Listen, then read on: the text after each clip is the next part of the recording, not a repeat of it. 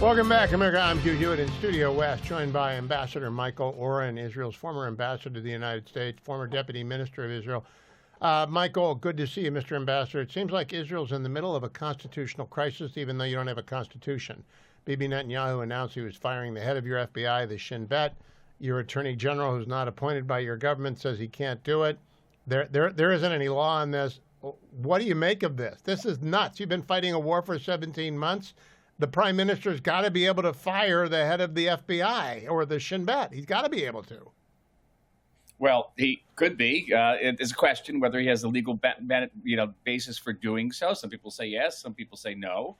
His basis for firing the head of our FBI, the Shin Bet, Ronen Bar, was that he personally, Benjamin Netanyahu, no longer had trust. Could put his trust in him. But the question then is in the state of Israel, not in the state of the United States, does the head of our internal security services owe his allegiance to the prime minister or to the entire government or to the state of Israel? It's not at all clear. Now, but I'm not an Israeli. I'm not an Israeli lawyer. Now, I just say this as I teach constitutional law. I have forever. If the executive branch, which in Israel it's a unitary government, there is a constitutional Supreme Court. But if the executive branch cannot run law enforcement during a war, then law enforcement is independent of the government. That's kind of scary.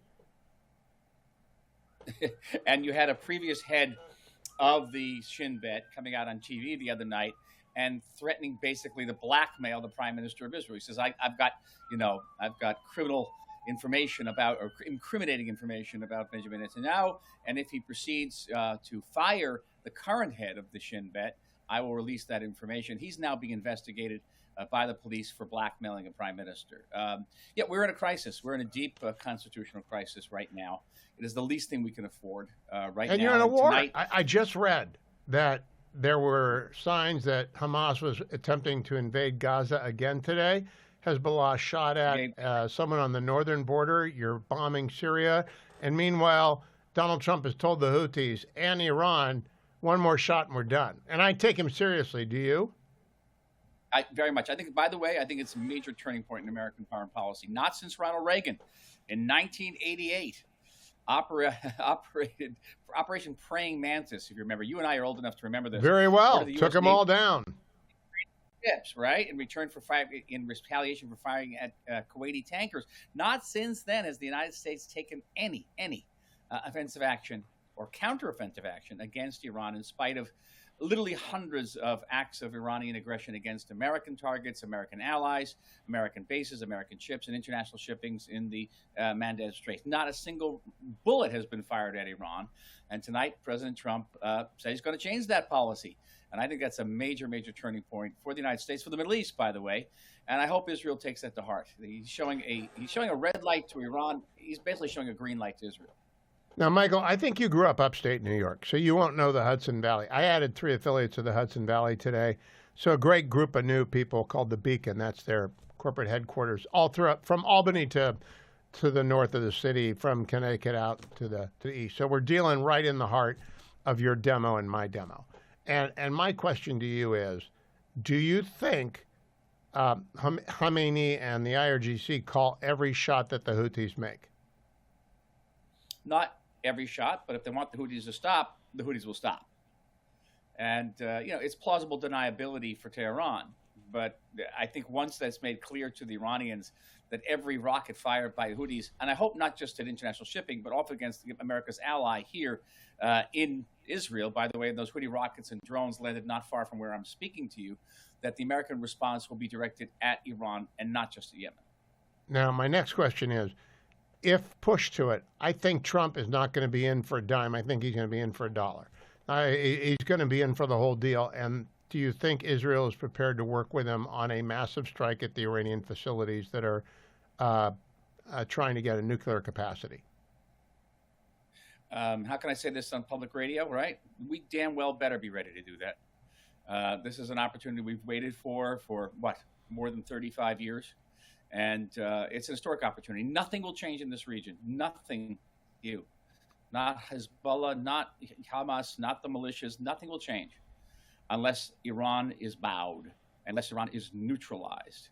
And that's just a fact of Middle Eastern politics. It's not right, left, or up or down. There's no negotiating with these people. Even if you reach an agreement with them, they're going to cheat on it. So that's it. And this is a regime that is dedicated in its DNA to the destruction of Israel and the United States. And I also believe it would be good for the world economy. Now, I'm not an economist, and I didn't stay at a Holiday Inn, but I think Saudi Arabia, the United Arab Emirates, even Qatar, which is fundamentalist and probably more towards Iran than we would like, but I think everyone who exports anything through the Red Sea and the Suez Canal would be happy to have Iran and its weapons program and its allies in ruins. Am I right? Sure, absolutely. Absolutely. And then you dry up the supply lines to Hamas and Hezbollah and these terrorist groups, not just in the Middle East, but around the world. Iran has an international terror network. It's operating in South America. It's operating in Washington, D.C. And I know because I was a target for an Iranian assassination attempt in downtown Washington, D.C. They didn't care. And that has just got to end.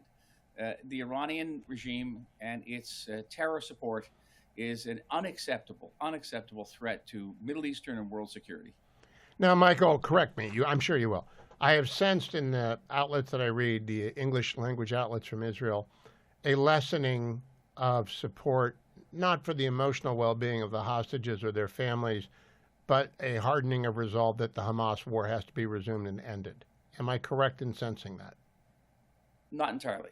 I think that generally, the majority of Israelis would prefer to pay a very high price, maybe even a prohibitive price, to get the hostages back. And it's not just a moral issue; it's a strategic issue, because if the hostages aren't brought back, then Israeli mothers may question whether they should send their kids to the army, and whether in a next war, and let's assume maybe there's a next war coming, when there's a call up of the reserves won't come. So it goes to our resilience, our national resilience. Now, having said that, if Hamas continues to reject all of the proposals made by the envoy Witkoff, and they have rejected them, then we have to be able to look at our people in the eye and say we tried absolutely everything and more. That's where I think we are. The Witkoff proposal is for 10 living hostages, and they tried to double play the U.S. this weekend. Not a good idea to do with Trump. And so I really do think we are at this is a critical week, and I appreciate your time, Ambassador Oren. Follow him on X at Dr. Michael Oren.